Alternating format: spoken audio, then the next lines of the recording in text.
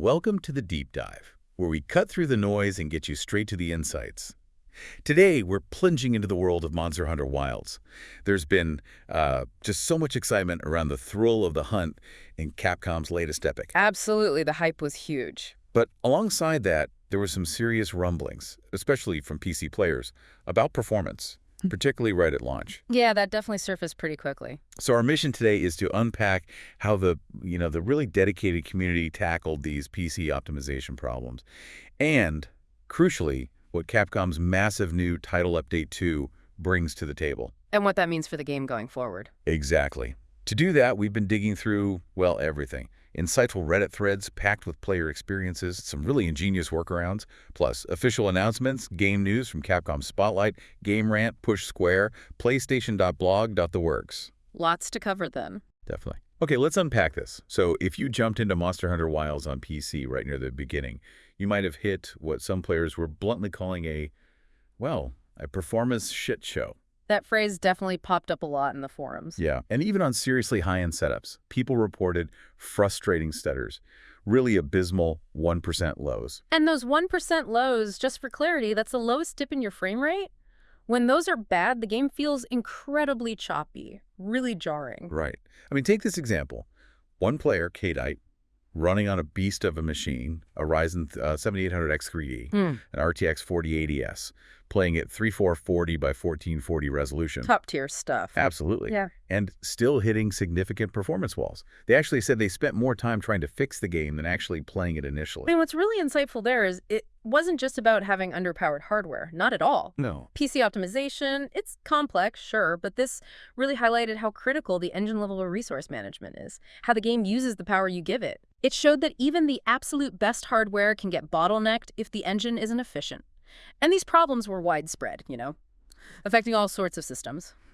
It really showed the challenge Capcom had optimizing for the sheer variety of PCs out there. And it wasn't some niche issue either. This could genuinely ruin the experience for a lot of people, no matter how much money they'd spent on their PC. Definitely soured the initial impression for some. So while people were wrestling with this, something pretty cool started happening, as it often does in gaming. The community steps in. Exactly. When the developers can't fix things immediately, the players often figure things out. The Monster Hunter community, they really banded together, didn't they? Sharing tips, trying things out. It's that classic trial and error you see, thousands of players experimenting, sharing what works, what doesn't. Which, it does raise a question about the state of the game that required so much user intervention. You can understand the frustration, players having to jump through all these hoops just to get a playable experience. It's almost like the community became Capcom's unpaid beta testing or maybe alpha testing team. Huh. Yeah, you have to wonder how many hunters spent more time tweaking config files than, actually hunting monsters. A real test of dedication. Or desperation, perhaps. Maybe both. So, one of the first big things people latched onto was tweaking the Config.ini file. Specifically this setting, ParallelBuildProcessorCount. Ah, yes, the thread count tweak. Right. The idea was to let the game use more of your CPU cores or threads, effectively. Kadite, that player we mentioned, they saw huge gains from this. Went from a stuttery 50-85 frames per second in the base camp to a much smoother 90-110 PPs. Wow, that's a significant jump. Yeah, and their 1% lows improved too. They also enabled another setting, render worker thread priority above normal, trying to give the game priority. But, and this is key, it wasn't a magic fix for everyone. No, definitely not. Some people, like someone with a high-end AMD setup, found that setting it to the maximum number of threads actually tanked their performance. Right, because it depends so much on the specific CPU architecture, AMD versus Intel, those new PE cores on Intel chips, which mix performance and efficiency cores, and even what else is running in the background on your PC. Exactly. Sometimes you needed to set it lower than the max to leave some overhead for the system. It got complicated. There are even community tools like Easy Patcher on Nexus Mods trying to automate it. Yeah, but even then, results varied wildly. Some got like 15-20 extra FPs, others got crashes, blue screens. It was really a process of finding what worked for your specific machine.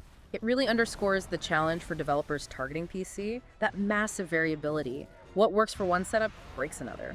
So once people kind of wrestled with the CPU side, they often turned their attention to the visuals, textures specifically. The high-res texture pack. That's the one. A lot of people found it introduced noticeable stutters.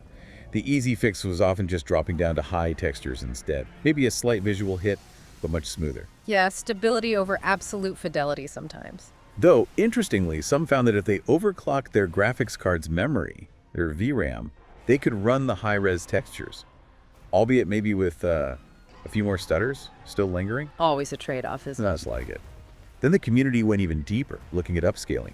The game launched with DLSS 3.7, Nvidia's AI upscaling tech. Pretty standard now. But players quickly found that newer versions, DLSS4, specifically 310.1 and up, were, well, better. You could manually swap the file using tools like DLSS Swapper or through the Nvidia app. But that caused issues too initially, right? The black screen problem. It did. DLSS Swapper gave a lot of people black screens. So the community, again, found workarounds. There was a streaming pipeline mod, and crucially, something called Reframework. Reframework is huge in the Capcom modding scene. Yeah, people reported it kills the annoying stutters that the Capcom DRM has. So potentially the anti-piracy software itself was causing performance issues. Which, ironically, happens sometimes. Right, and Reframework could even fix things like black bars on ultra-wide monitors. People found DLSS4 unbalanced, often gave like 5-10 extra FPs compared to quality, without looking much worse. Though there were some reports of ghosting artifacts with that, I believe. There were, yeah, though a later Reframework update might have helped with that. And of course, for people without RTX cards or with older ones, AMD's FSR or tools like lossless scaling were also options people explored for frame generation. So many different avenues players were exploring. Oh yeah. And one last quick one, updating direct storage. That Windows tech for faster loading. Some thought it helped with texture pop-in, others felt it was maybe just a placebo, an easy thing to try at least. It really shows players acting as their own tech support, digging into graphics settings, drivers, mods. It's impressive dedication. But it also, points to the state the game launched in for some PC players. The community basically became an unpaid R&D department figuring out optimizations. Yeah, a key industry insight maybe.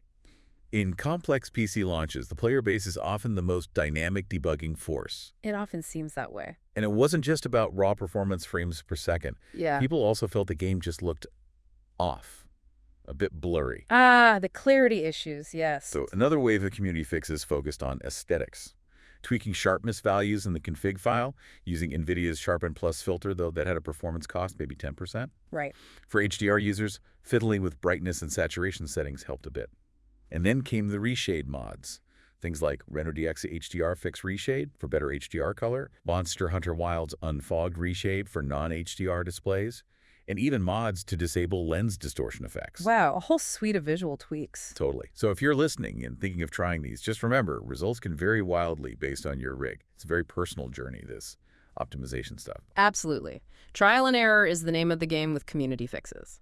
Okay, so that was the community effort. Incredible stuff. But now let's pivot to the official response. The big news. Capcom's move. Yes. Title Update 2. It officially dropped on June 30th, 2025.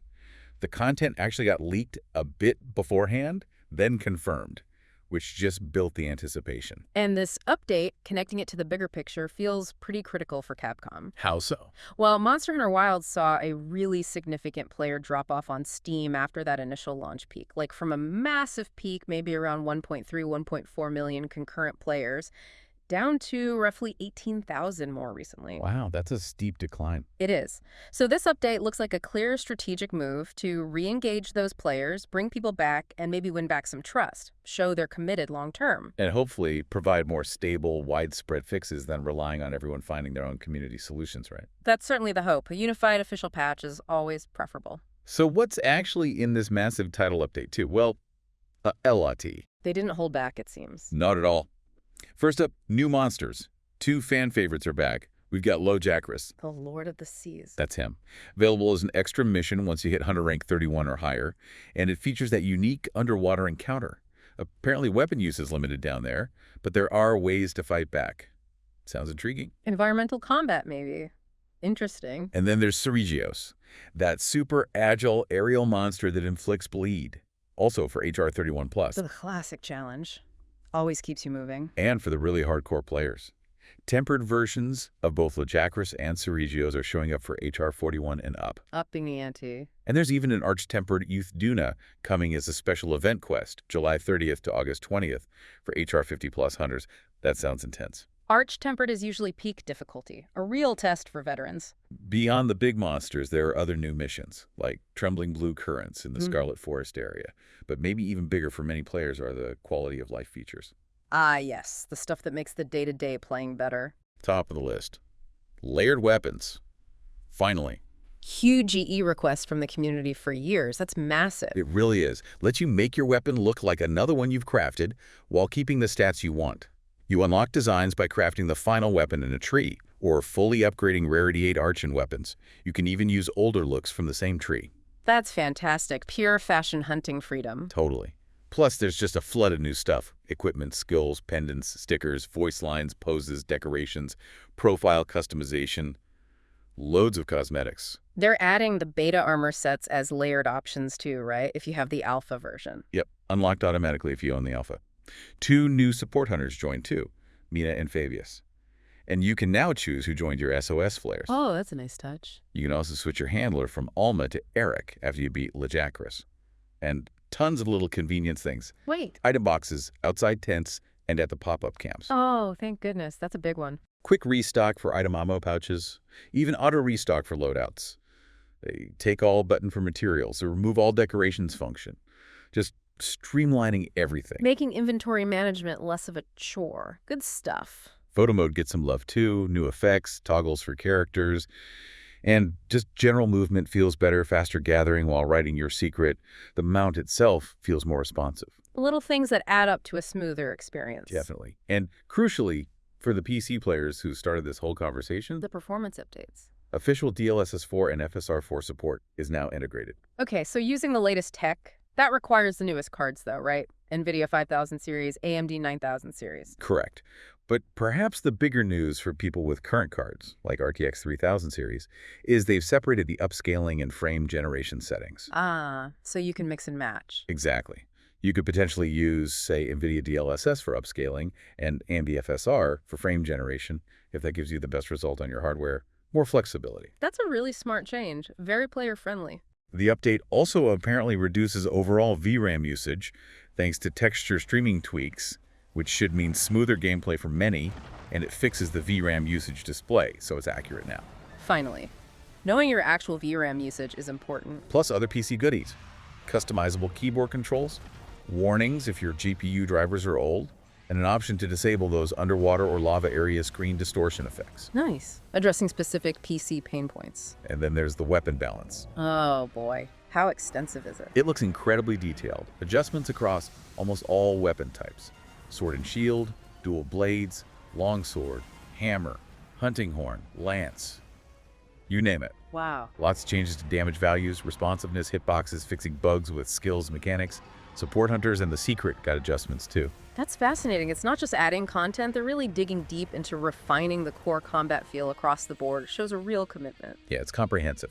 And lastly, there's a new seasonal event, the Festival of Accord, running July 23rd to August 6th, with its own unique temporary twists. Keeping things fresh. So yeah, taken all together, this update feels like a really strong reason to jump back in or maybe even start playing if you held off because of the issues. It addresses so many of the early complaints, both performance and quality of life, while adding substantial new content.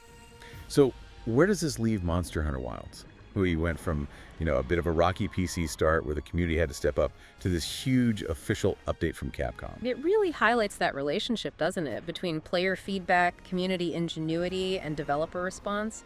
The game definitely faced hurdles on PC. No doubt. But Title Update 2 feels like a major statement, a significant step in optimizing and enriching the experience for everyone. It signals Capcom's serious about the game's long-term health. So the big question for you, the listener, maybe, given all those community fixes we talked about and now this massive official update, what do you think is the biggest remaining hurdle for Monster Hunter Wilds to really hit its stride on PC? Or is this update the definitive turning point we needed? Something to chew on.